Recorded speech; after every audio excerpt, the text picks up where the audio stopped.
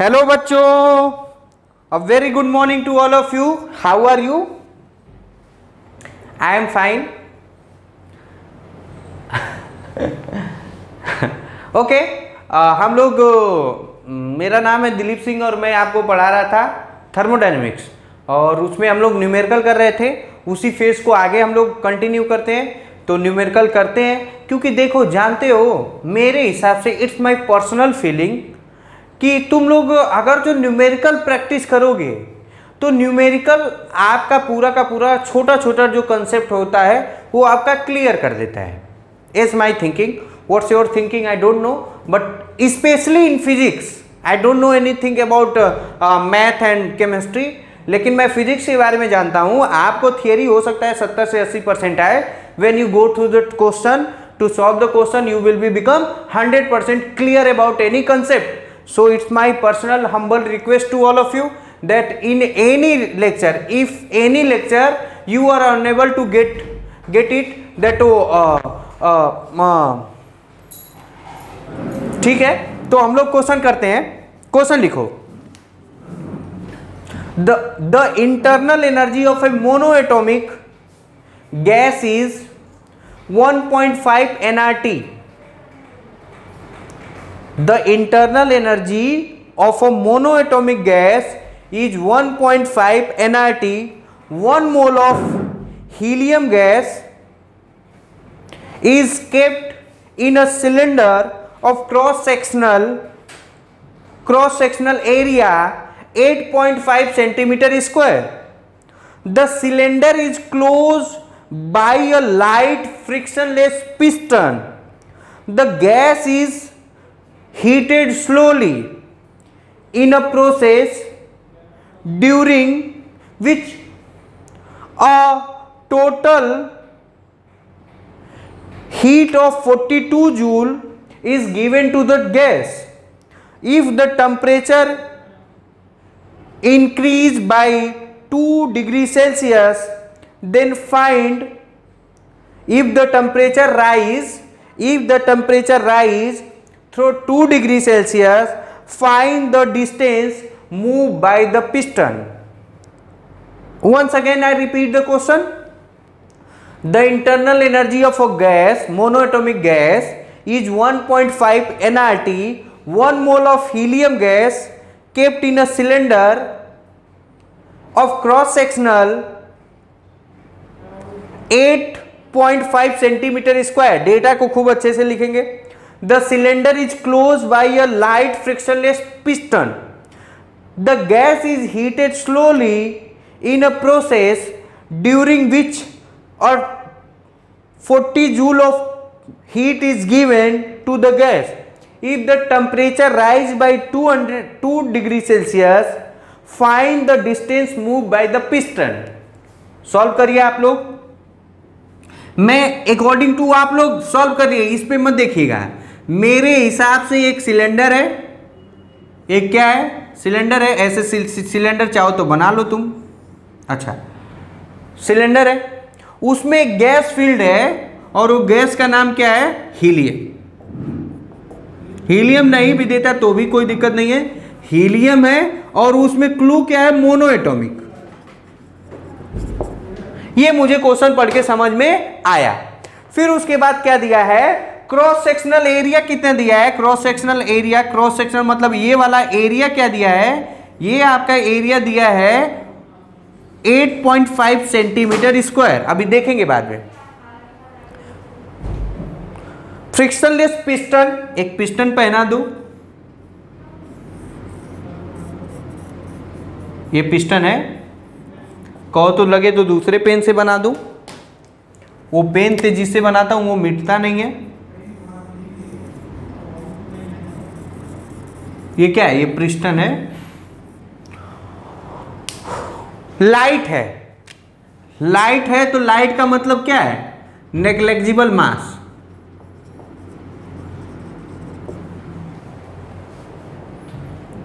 Is heated by a slowly during which total heat, मतलब यहां से अगर जो मैं हीट बना दूं तो ये क्यू दिया गया कितना, क्यू दे दिया गया 40 जूल, 42 जूल है।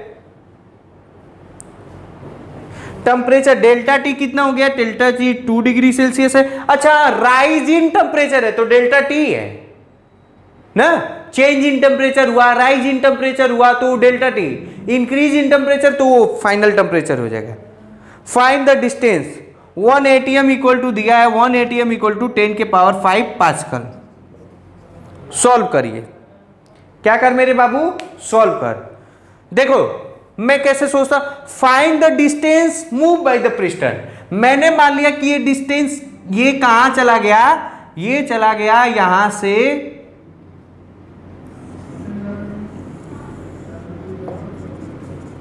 ये x है। let x be the distance moved by piston। और ये मोस्ट इंपॉर्टेंट क्वेश्चन है, मोस्ट इंपॉर्टेंट क्वेश्चन किस में आया था, ये आया था 2012 में, 2012 में जेईई मेंस।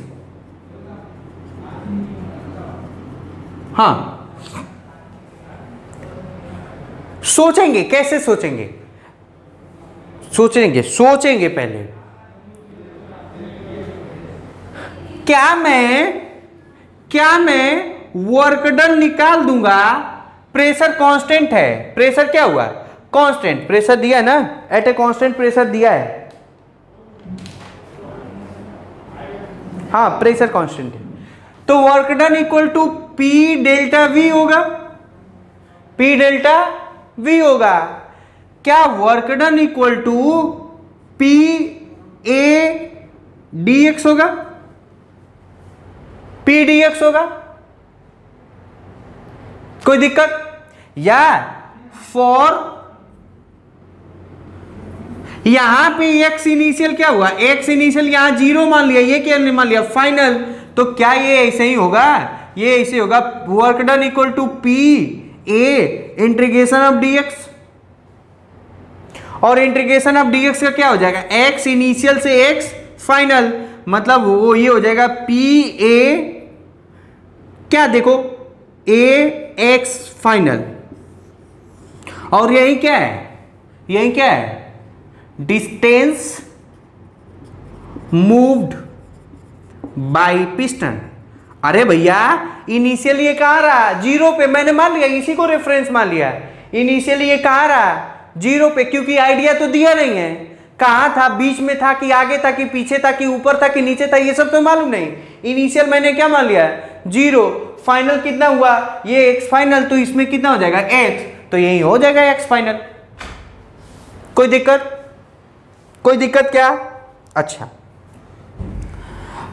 अब वर्क डन मुझे निकालना है, मुझे क्या निकालना है, वर्क डन। तो वर्क डन निकालने के लिए तो 2 फॉर्मूला, ये तो फॉर्मूला हो गया, इसमें से कुछ तो क्लू मिल ही नहीं रहा है। वर्क डन निकालने का एक और formula, Q equal to delta U plus W, Q equal to delta U plus W, then W is equal to, अब एक और चीज वॉल्यूम, अब मैं साइन को सोच रहा हूं, वॉल्यूम क्या हुआ, इंक्रीज हुआ, जब वॉल्यूम इंक्रीज हुआ तो वर्क डन क्या होगा, पॉजिटिव, तो यहां वर्क डन पॉजिटिव लिखा हूं। क्यू दिया गया है 42 जूल, हीट गिवन है 42 है ना, हाँ 42 जूल हीट गिवन है, तो ये भी पॉजिटिव होगा। साइन का ध्यान रखेंगे, साइन का ये लिखवाया था Q equal to delta U plus W, इसमें साइन का ध्यान रखेंगे, साइन का ध्यान रखेंगे। इसमें कैसे, वॉल्यूम एक्सपेंड हुआ तो ये क्या हो गया पॉजिटिव, हीट दिया गया पॉजिटिव, तो ये हो जाएगा delta U minus Q, delta U minus Q. और डेल्टा यू की वैल्यू दिया है, डेल्टा यू की वैल्यू आपका दिया है 1.5 nRT, वो लिखा नहीं था, डेल्टा यू दिया था 1.5 nRT, तो हो जाएगा u इक्वल टू 1.5 nRT, और q कितना है, ये हो जाएगा 42, कितना हो जाएगा 42, अच्छा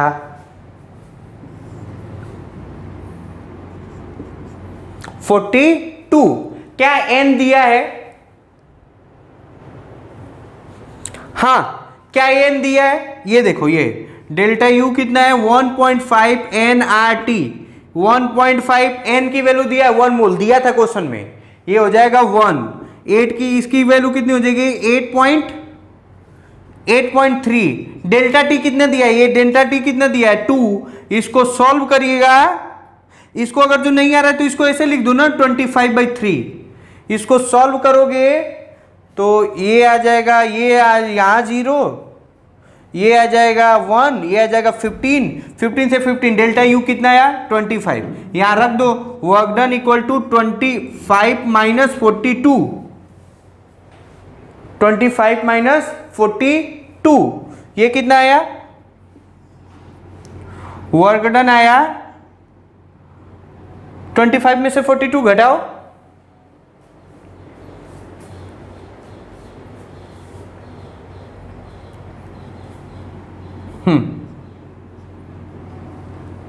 25 में से 42 घटाओ तो मुझे लग रहा है 15 2 17, यह आ जाएगा -17। वर्क डन क्या आ गया? 17 जूल। क्या इसको इधर ले आया, इसको इधर ले आया तो माइनस नहीं होगा क्या? माइनस नहीं हुआ? या तो वर्क डन को इधर रखो, इसको इधर रखो, तो क्यू माइनस डेल्टा डब्ल्यू, तुम्हारा जैसे मन मर्जी कर लो, don't confuse with the sign. अच्छा, ये हो गया। अब यहां रख दो, ये कितना आ जाएगा? 17 इंटू प्रेशर कितना है? 10 के पावर 5। 10 के पावर 5। एरिया कितना है? एरिया कितना है? 8.5। तो ये आ जाएगा 8.5 इंटू 10 के पावर -4, बोलिए। और ये आ जाएगा कितना? एक्स फाइनल, बोलिए। कोई दिक्कत, कोई परेशानी होगा ना? तो अब मुझे लग रहा है कि अपना क्वेश्चन सॉल्व हो गया है। ये हो जाएगा 10 के पावर 1, ये हो जाएगा, ये देखो 17 इक्वल टू, ये हो जाएगा 85 एक्स फाइनल। इससे ये काट दो, एक्स फाइनल आ जाएगा आपका 1/5। 1/5 मीटर है, तो इसको सॉल्व करेगा तो ये हो जाएगा 0.20 मीटर या 20 centimetre is the correct answer. फिर से एक्सप्लेन करता हूं, समझिए। आपको पहले मुझे क्या दिया था? ये पिस्टन कितना ऊपर गया, तो पिस्टन ऊपर और नीचे जाने, फिर से दिमाग लगाओ, सोचो। पिस्टन ऊपर गया, पिस्टन ऊपर जाने का मतलब क्या? हाथ, किसका हाथ है? When work is done on the system or by the system, then there must be work done. मैंने work done लिखा, P डेल्टा V लिखा। अब P delta V equal to PA dx होता है, ये हो जाएगा PA dx, x इनिशियल से x फाइनल। dx का इंटीग्रेशन क्या होता है? dx का इंटीग्रेशन क्या होता है? x, मैंने x लिख लिया। x इनिशियल क्या है? 0, फाइनल है तो ये लिख लिया। यहां तक आ गया। इसमें प्रेशर मालूम है, एरिया मालूम है, लेकिन वर्क डन ही तो नहीं मालूम है। वर्क डन मालूम होता तो अपना काम हो जाता। वर्क डन करने के लिए मैंने कहां पे गया? मैं कहां पे गया? First law of thermodynamic. यहां लिख दो, अगर जो लिखना है तो यहां लिख दो, by FLT। By FLT, first law of thermodynamic, Q equal to delta U plus W। ये इधर जाएगा, ये इधर जाएगा, माइनस का आएगा। यहां क्या? Work done. और देखो यहां पे प्लस आ रहा है, वर्क डन पॉजिटिव आया, इसका मतलब ही क्या है? एक्सपेंशन हुआ, तो एक्सपेंशन हुआ। यही वर्क डन यहां रखा, रख के मैंने सॉल्व किया 20 centimetre. It was a just simple calculation, you are easy to understand, so write down. मैं इसको रब करने जा रहा हूं, लिखो नेक्स्ट क्वेश्चन, लिखो नेक्स्ट क्वेश्चन, लिखो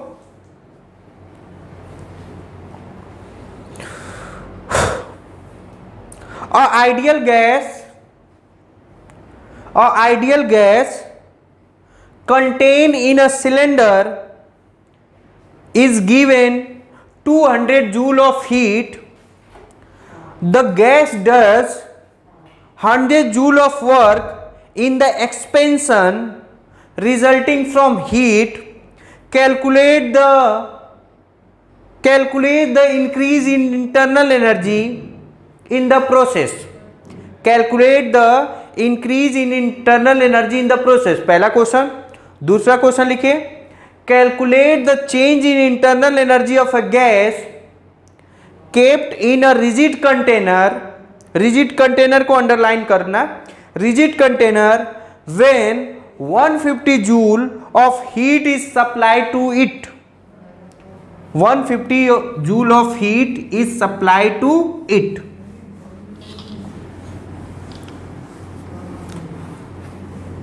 पहले क्वेश्चन में जो गिवन डाटा है उसको लिख लो।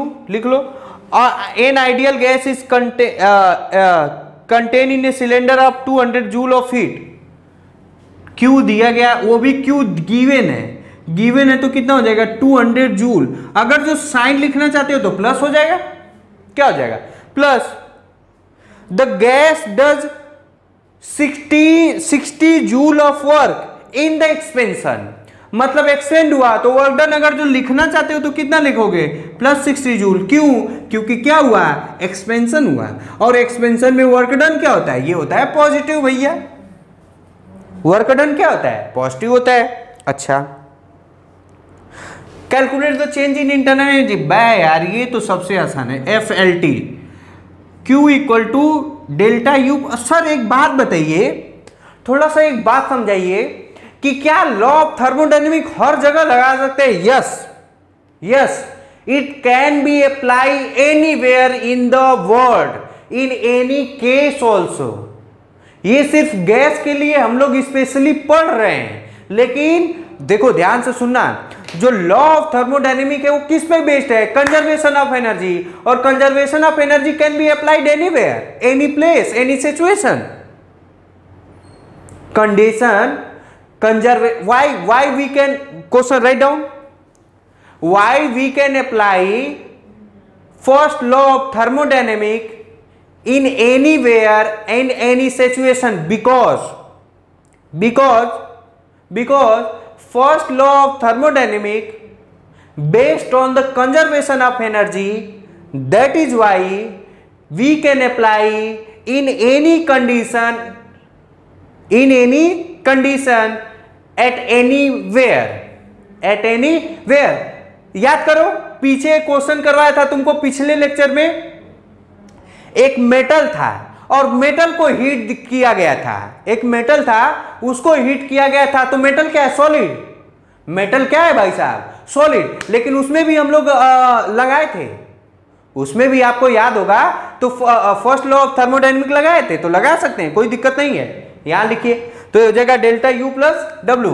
क्यू की वैल्यू कितनी है 200, ये कितना है डेल्टा यू, ये कितना है 60, डेल्टा यू कितना आ जाएगा 140 जूल। दूसरा क्वेश्चन, बी वाला क्वेश्चन क्या था, calculate the change in internal energy of a gas kept in a rigid container when 150 joule of heat supplied to it, मतलब Q इक्वल टू क्या हो जाएगा 150 जूल। क्यों भैया, क्योंकि सप्लाई किया गया।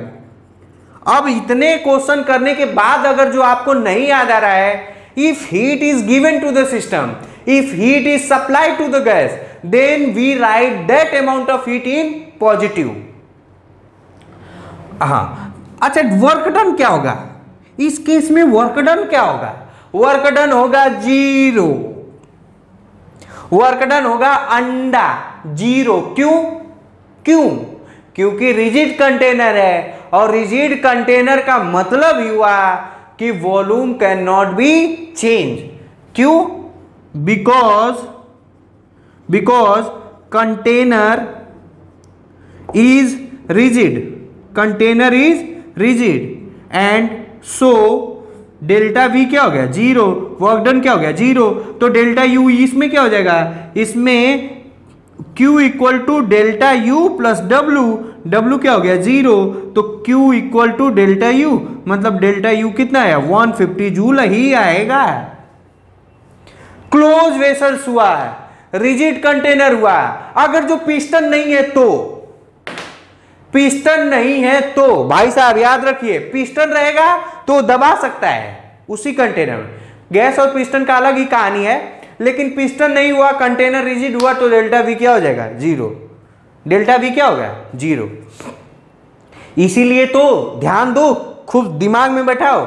जैसे प्रेशर कुकर है, तो प्रेशर कुकर में क्या होता है कि ज्यादा अगर जो मान लो हीट दोगे तो, ध्यान से सुनिएगा, प्रेशर कुकर रिजिड कंटेनर है, प्रेशर कुकर रिजिड कंटेनर है, तो उसमें हीट दिए, तो हीट दिए मतलब टेम्परेचर इंक्रीज किया। जब टेम्परेचर इंक्रीज किया तो दो काम हो सकता है, या तो प्रेशर चेंज हो या तो वॉल्यूम चेंज हो, या तो प्रेशर चेंज हो या तो वॉल्यूम चेंज हो। और प्रेशर बढ़ेगा तो वॉल्यूम, क्या ये गलती बोल रहा है क्या, पीवी इक्वल टू एनआरटी, क्या गलती बोल रहा हूं? अगर जो टेम्परेचर इंक्रीज हुआ तो प्रेशर क्या होगा, इंक्रीज, और वॉल्यूम क्या होना चाहिए, डिक्रीज। जब डिक्रीज होगा तो चीजें सही रहेंगी। जब चीजें प्रेशर इंक्रीज हुआ वॉल्यूम डिक्रीज हुआ तो सही हुआ। लेकिन अब इसमें क्या होता है, टेम्परेचर बढ़ाते जाते हैं, प्रेशर इंक्रीज करता है, वॉल्यूम का कुछ नहीं होता है। कंटेनर प्रेशर कुकर का कुछ नहीं होता है, नहीं होता है तो प्रेशर कुकर फट जाता है, फट जाता है एक्सीडेंट होता है, एक्सीडेंट होता है तो कहानी गड़बड़ हो जाती है। Getting my point? तो ये कहानी है। प्रेशर कुकर क्यों हीट करने से फटती है, तो इसके पीछे का लॉजिक ये है। आप तो हमेशा अरे नहीं कह दोगे ये क्या बात हुई सर, किसी को हीट कर देंगे, बहुत ज्यादा हीट कर देंगे तो वो तो फट ही जाएगा। लेकिन उसके अंदर का फिजिक्स पढ़े तो उसको समझिए ना। टेम्परेचर इंक्रीज करेंगे, प्रेशर इंक्रीज करेगा, प्रेशर इंक्रीज किया तो वॉल्यूम को डिक्रीज होना चाहिए, लेकिन वॉल्यूम तो डिक्रीज हो ही नहीं पा रहा है। क्यों? क्योंकि वो रिजिड कंटेनर है। तो रिजिड कंटेनर हुआ, बी डेल्टा बी क्या हो जाएगा, जीरो, जीरो हो जाएगा तो पूरी की पूरा कहानी गड़बड़ हो जाएगा।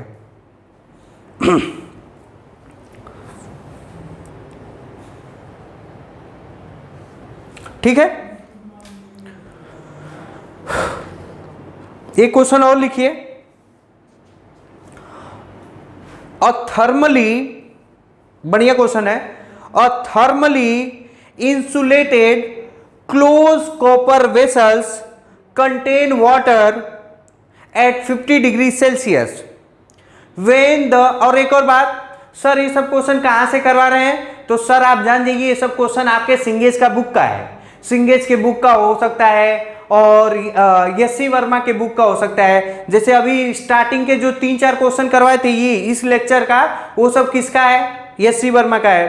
तो फिर से मैं रिपीट कर दूं, आपको यदि लगता है कि क्वेश्चन आपको मेरा प्रोनाउंसिएशन नहीं समझ में आता है तो आप सिंगेज के बुक से या एस.सी. वर्मा के बुक से कंसल्ट कर सकते हैं, उसी में से क्वेश्चन रहते हैं। लिखिए ये किसका है, ये एस.सी. वर्मा का है। और thermally insulated close copper vessels at 15 degree Celsius when the vessel is second vigorously, लिख दू, second vigorously when the vessels is shaken vigorously for 15 minutes, the temperature rise to 17 degrees Celsius. The mass of the vessels is 100 gram and water is 200 gram. The specific heat capacity of a copper and water are 420 joule per KG per kelvin, और इसका है 4200 joule per KG per kelvin. Neglect any thermal expansion, मतलब volume में change हुआ उसको neglect करिए, neglect any thermal expansion. Then find पहला, how much heat is transfer to the liquid vessel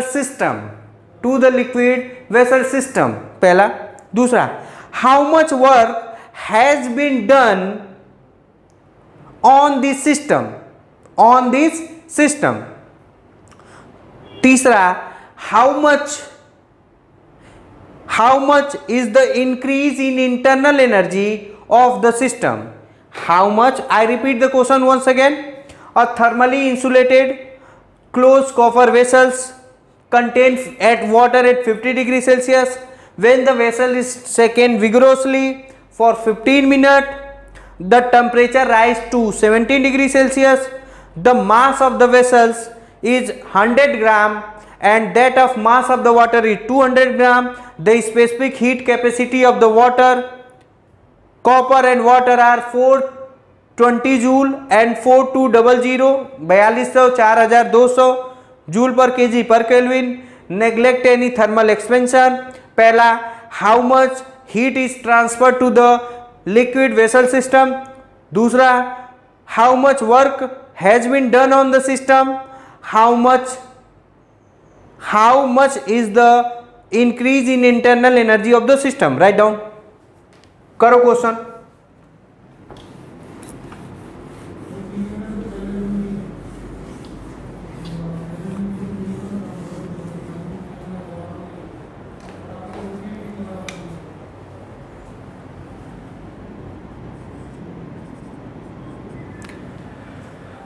okay, मैं लिख दूं टेम्परेचर ऑफ वाटर इनिशियल कितना है. इनिशियल है 15 डिग्री सेल्सियस. फिर mass of water 200 gram. Mass of copper 100 gram. Specific heat of water दिया है 4200 joule per KG per kelvin. Yes of copper दिया है 420 joule per KG per kelvin. और क्या दिया है,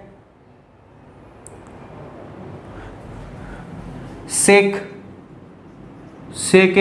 15 मिनट. और फाइनल टेम्परेचर हो गया है 17 डिग्री सेल्सियस. बस. अच्छा, पहला क्वेश्चन, how much heat is transfer to the liquid vessel system. कितना जीरो. कितना जीरो भाई, zero. Why? Because at starting it is given a thermally insulated close copper vessels. उसको अंडरलाइन करो. A thermally insulated close copper vessel. Insulation का मतलब क्या? Insulator का मतलब या इंसुलेटर का मतलब क्या होता है? हीट कैन नॉट बी पास. चाहे इंसुलेटेड का मतलब ही लिख ले. इंसुलेटर का मतलब होगा there is no transfer of heat is possible between the system and surrounding. तो जब इंसुलेटेड है तो इसका मतलब लिक्विड वेसल्स पे कोई हीट का ट्रांसफर नहीं हुआ. Zero. Why? Because the container, the material of the vessels is insulator, treated as a insulator. अब वो है कि नहीं है वो अलग मैटर है. ठीक है, तो लिखिए पहला, no heat is transfer because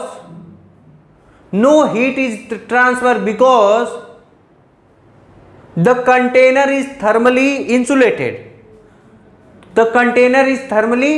insulated. तो साला तुमको कहीं ये डाउट तो नहीं हुआ कि सर हमने हीट ही नहीं दिया तो उसका टेम्परेचर कैसे बढ़ गया है?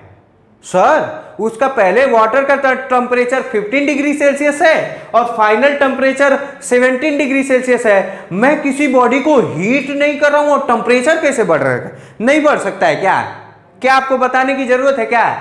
The temperature of the body can be increased by two methods. One by which we can directly supply heat to the body, and another things by doing work on the body. देखो ये इसको ऐसे करके रब करके देखो. At this time what I am giving? I am doing work. Work हो रहा है तो ये दोनों हाथ क्या कर रहे हैं? हीट कर रहे हैं. तो ये ऊपर लिख लो. क्या मालूम आप लोगों को डाउट होगा कि नहीं? To change the temperature of body there are two method. To change the temperature of the body there are two method. One, directly by supplying heat energy to the body. Directly by supplying heat energy to the body, and second one by doing work on the system.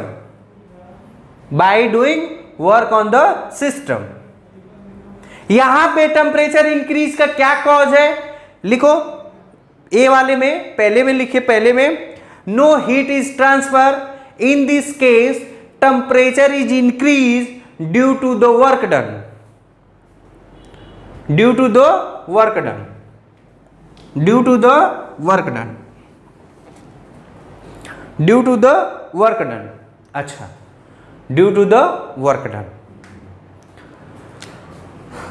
तो work done किसके बराबर होगा? Work done is equivalent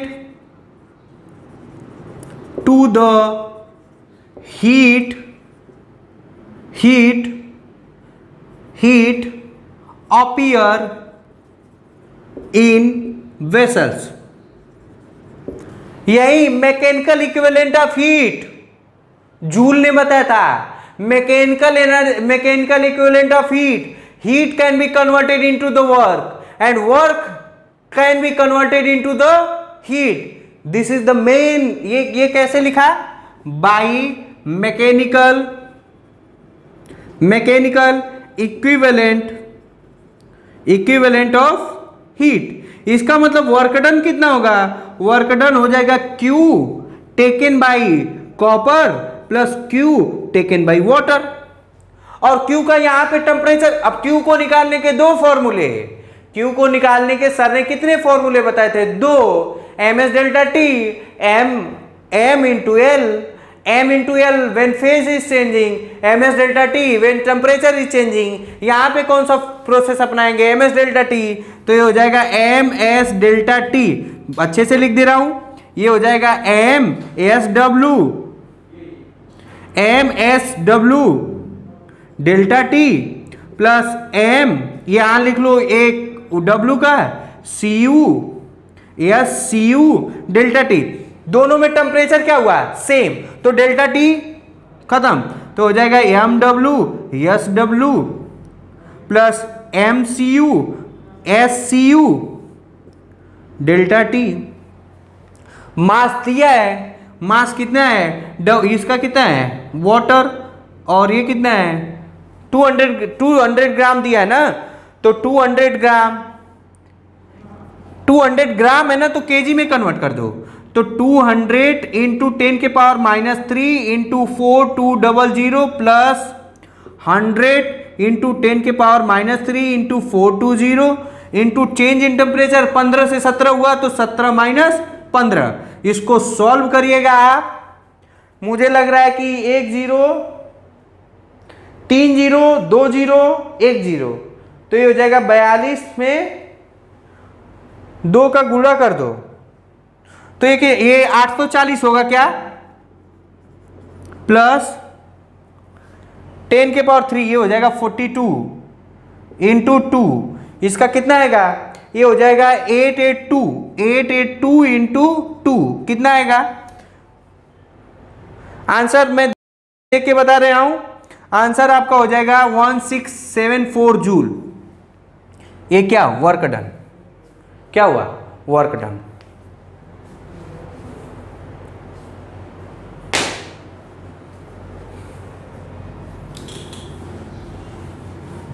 अब पहला हो गया. दूसरा हो गया, how much is the heat energy, how much is the increase in internal energy of the system. तो क्या by FLT Q equal to delta U plus W. आज पूरा कंफ्यूजन भी दूर होगा. आज आपका कंफ्यूजन भी दूर होगा. Q equal to delta U plus W. Q equal to, ये मैं लिख रहा हूं 0.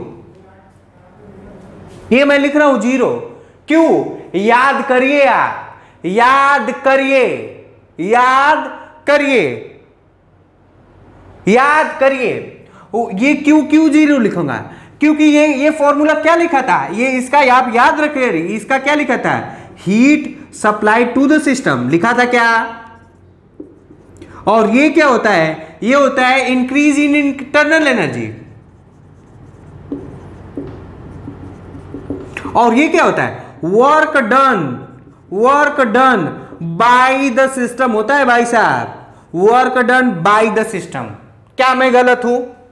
क्या ये एकदम सेम यही लिखा गया है? तो क्या आज आपको ये इसका इंपॉर्टेंस समझ में आया? Yes.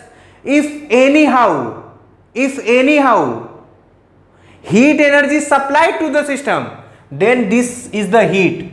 If in the system we are not providing the heat, then what is the value of q? Q is 0.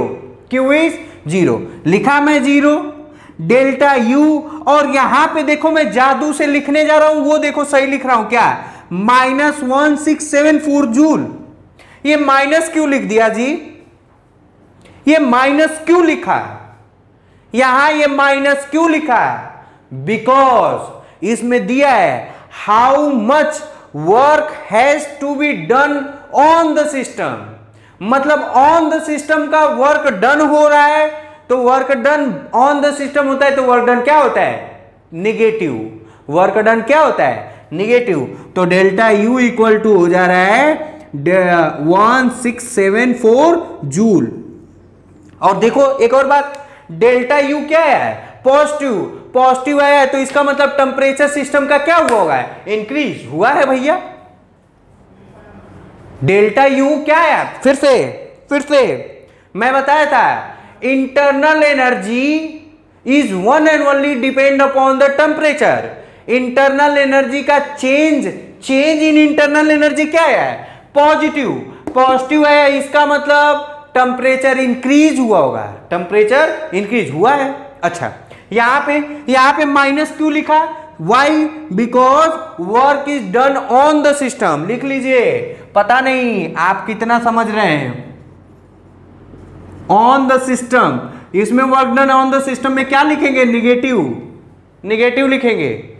System पे वर्क डन हो गया, मतलब तुम्हें जबरदस्ती कोई दबा दिया, और जब जबरदस्ती दबा दोगे तो तुम किस में फील करोगे? निगेटिव में ना। नहीं, कर्ज ले लेते हैं हम लोग तो नहीं होता कि फील होता है कि हम लोग दबे हुए हैं। तो दिस थिंग्स आई थिंक ये आपका पूरा क्वेश्चन नहीं था, ये पूरा कंसेप्ट था।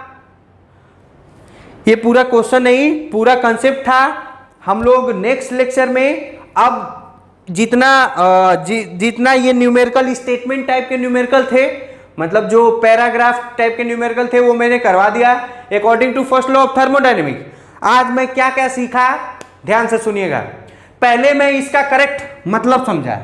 यहां करेक्ट मतलब क्या समझा कि ये क्या होता है? Heat supply to the system. System को हीट सप्लाई किया ही नहीं गया, सिस्टम पे तो वर्क डन हुआ, सिस्टम को हीट सप्लाई किया ही नहीं गया। और हीट सप्लाई नहीं किया गया तो ये क्या हो जाएगा? 0। एक चीज सीखा। दूसरा चीज जो मोस्ट इंपॉर्टेंट चीज सीखा, वो क्या सीखा कि work done on the system होता है तो क्या होता है? निगेटिव। 2। तीसरा में क्या सीखा क्वेश्चन के हेल्प से कि, और क्या सीखा? हाँ, अगर जो डेल्टा U पॉजिटिव होता है तो there must be change in temperature, और वो भी चेंज इन टेम्परेचर क्या होगा? पॉजिटिव। मतलब फाइनल टेम्परेचर ज्यादा होगा, है ज्यादा। अच्छा, फिर क्या सीखे? एक जो इंपॉर्टेंट, हाँ, temperature of any body can be change bye 2 वे। या मैं ये भी कहूं कि किसी बॉडी का टेम्परेचर 2 तरीके से भाई साहब चेंज कर सकते हैं। एक by supplying heat energy to the body, और दूसरा by doing work on the body. तो I think you are much more clear about this formula. और जितना भी मैंने मतलब according to first law of thermodynamic, I am trying my best to explain all the question, all the variety of question. अब आगे आपका काम बनता है, आपकी नैतिक जिम्मेदारी, it's your moral duty that you have a book, so you just consult all the question which is given in your book. अब मेरे लिए इतना पॉसिबल नहीं है कि मैं एक टॉपिक पे कम से कम 20 से 25 क्वेश्चन कराऊं, because if I will do that then we are unable to complete your course. So it's my humble request to all of you that you should also try to solve the question at your home with the reference book which you have. Any book, I am not considering any book, just like Singage, S.C. Burma, D.C. Pandey, anything, any book you have, NCERT, किसी book को आप prefer कर सकते हैं solve करने के लिए। Thank you very much, bye bye.